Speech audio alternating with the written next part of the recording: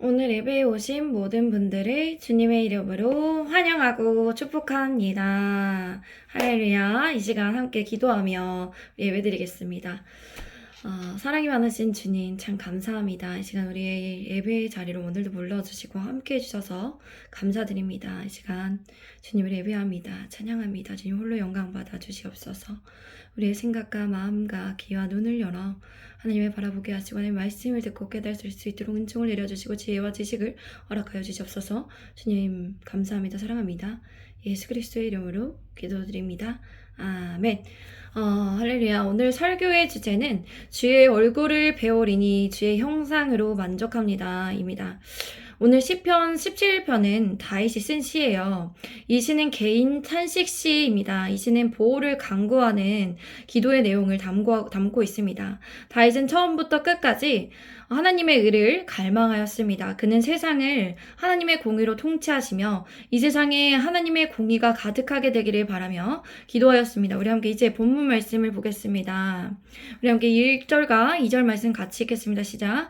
여호와의 호소를 들으소서 나의 울부짖음에 들으소서 거짓되지 아니한 입술에서 나오는 나의 기도에 귀를 기울이소서 주께서 나를 판단하시며 주의 눈으로 공평함을 살피소서. 아멘.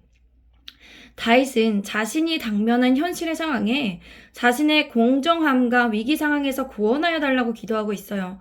그리고 다윗은 자신의 진실을 변호하여 달라고 기도합니다. 변호하여 달라고 기도하죠. 그리고 자신이 부르짖는 외침을 주목하여 달라고 말씀드립니다.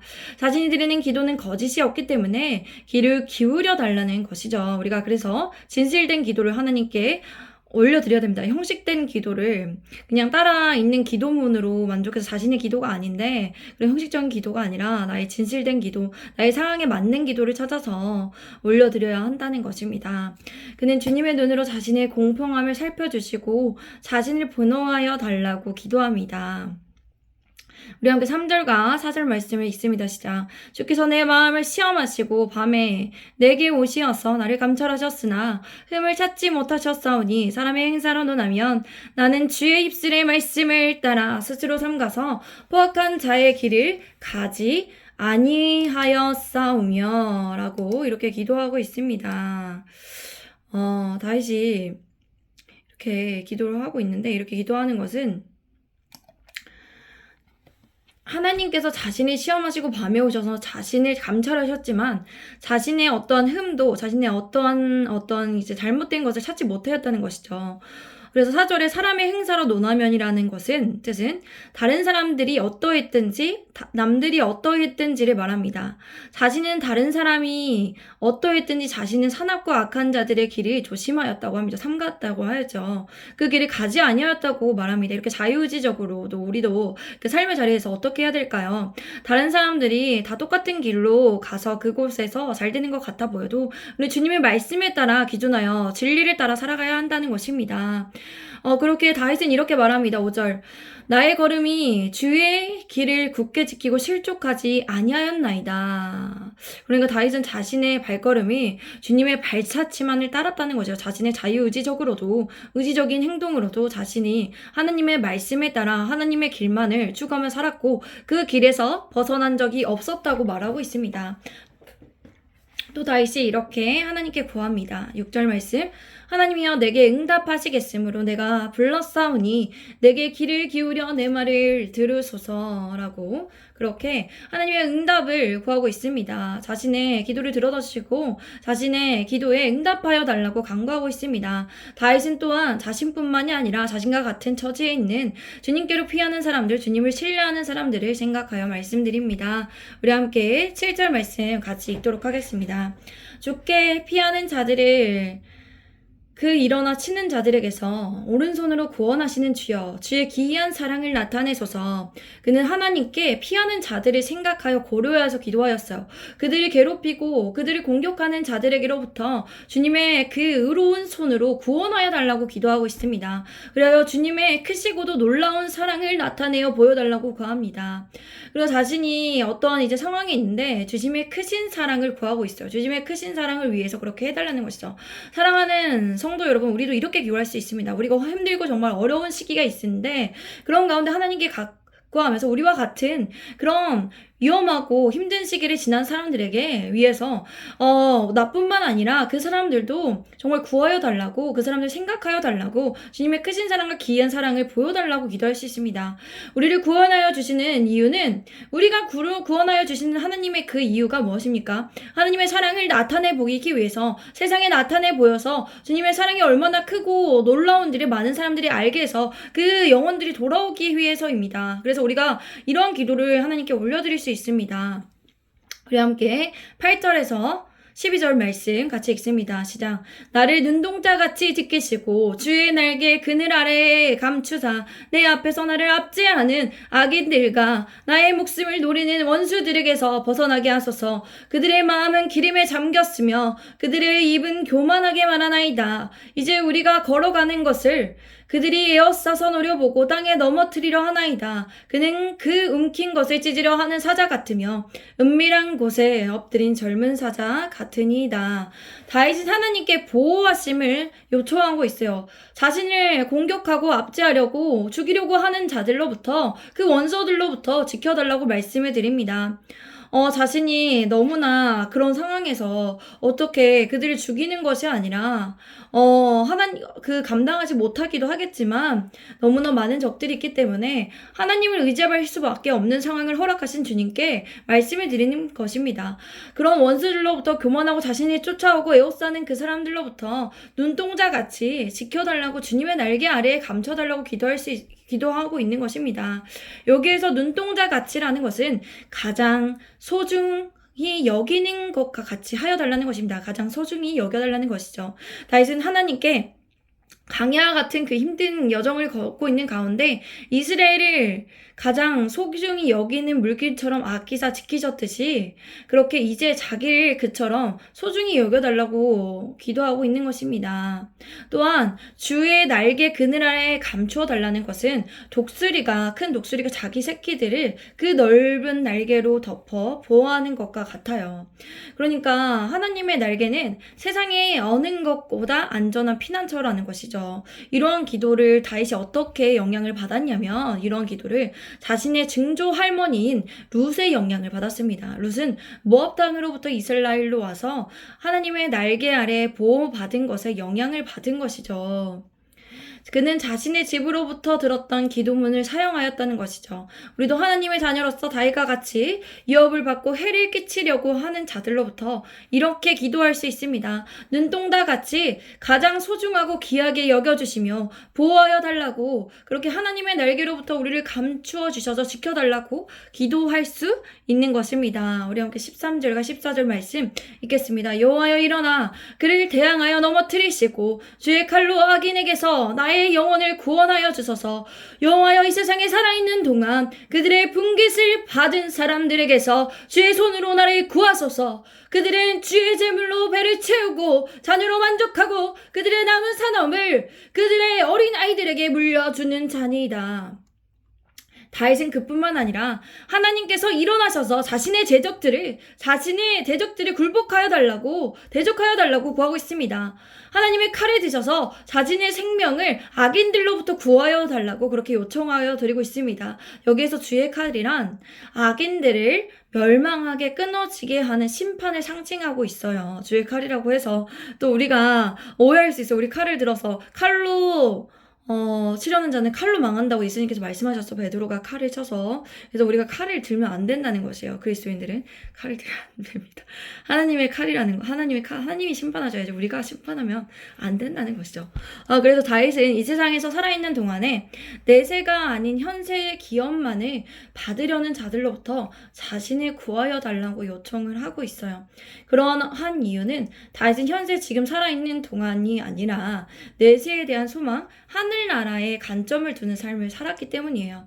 현재인 지금 이 세상에만 두는 삶을 살아가는 사람들은 그 주님이 주시는 재물, 주님의 일반적인 원통에 있는 모든 것이 다 주님의 것인데 그것들을 가지고 그 자신의 영역을 넘어서 월권을 행사하는 사람들, 악인들로부터 구원하여 달라는 것입니다.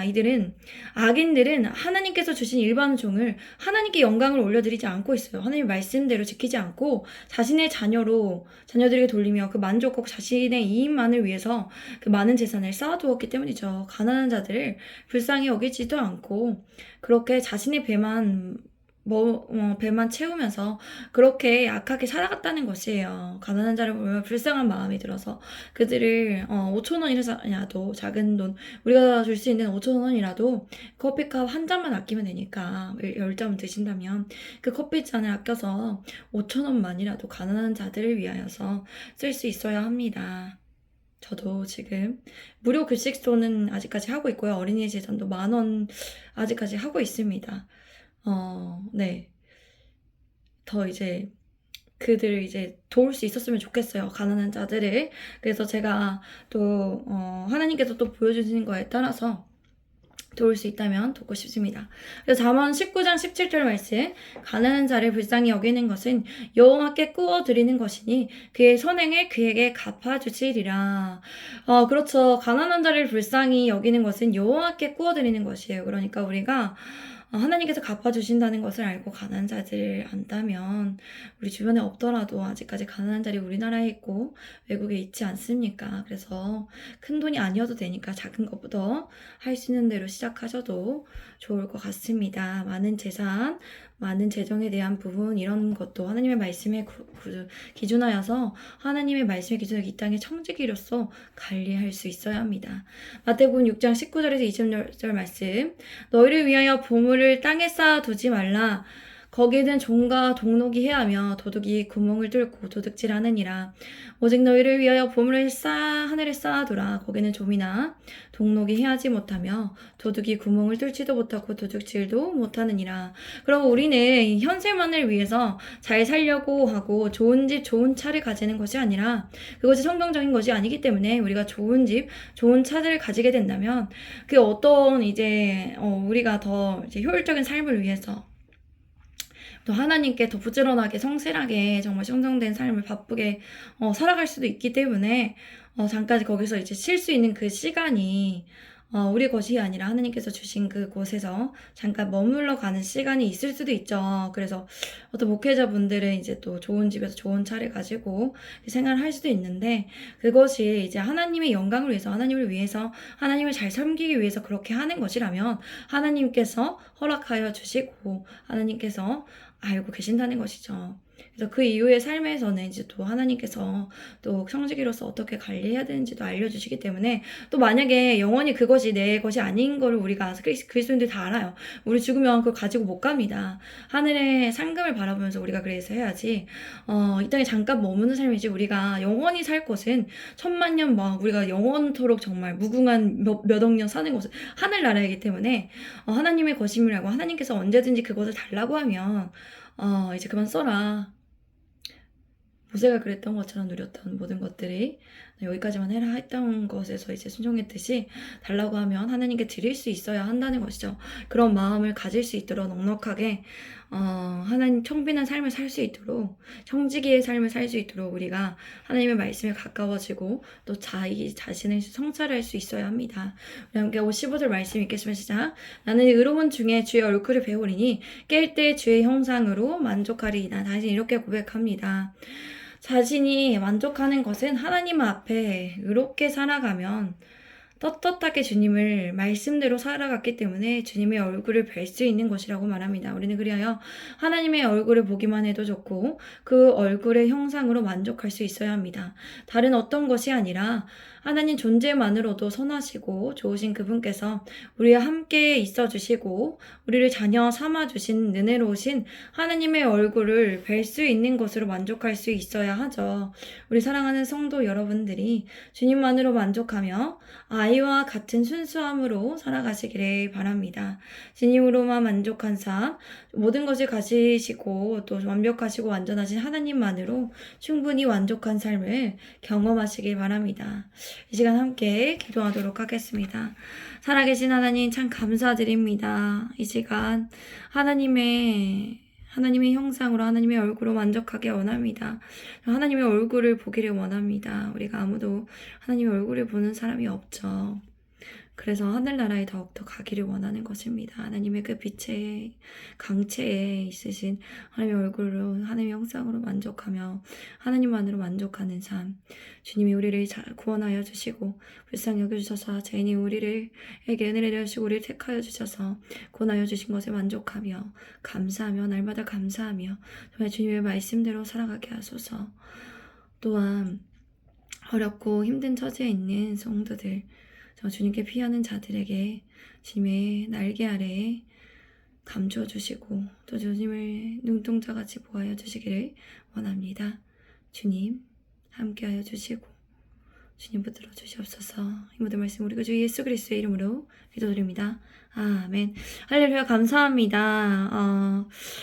오늘도 함께해 주셔서 감사합니다. 또 내일 뵙겠습니다. 샬롬.